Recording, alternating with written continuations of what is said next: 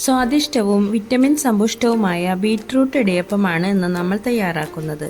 Colourful ആയതുകൊണ്ട് തന്നെ കുട്ടികൾക്കും ഇത് നല്ല ഇഷ്ടമാകും. ആദ്യം ഒരു മീഡിയം സൈസ് ബീറ്റ്റൂട്ട് എടുത്ത് കഷ്ണങ്ങളാക്കി 1/2 കപ്പ് വെട്ടിത്തിളയ്ക്കുന്ന വെള്ളത്തിലേക്ക് ഇടുക. 1/4 ടീസ്പൂൺ ഉപ്പും ചേർക്കാം. ഒരു 3 മിനിറ്റ് തിളപ്പിച്ചാൽ മതിയാകും. 1 കപ്പ് ഇടിയപ്പ പൊടിയിലേക്ക് ഈ ലായനി സാവധാനം ഒഴിച്ച് കുഴച്ചെടുക്കുക. ഇളം ചൂടോടെ കുഴച്ചാൽ മതി. ഇതുപോലെ കുഴച്ച് ഒരു ഡോ ആക്കി എടുക്കാം. ഇനി സേവനാഴിയിലേക്ക് മാവ് ആവശ്യാനുസരണം ഇട്ട് പിഴിഞ്ഞെടുക്കുക. അപ്പച്ചെമ്പിൽ വെച്ച് 4 മുതൽ 5 മിനിറ്റ് വരെ സമയമെടുത്ത് വേവിക്കുക. രുചികരമായ ബീറ്റ്റൂട്ട് ഇടിയപ്പം തയ്യാർ. ഇത് നാളികേരപ്പാല്, മുട്ടക്കറി, ഇസ്റ്റു എന്നിവയ്ക്ക് നല്ലൊരു കോമ്പിനേഷൻ ആയിരിക്കും.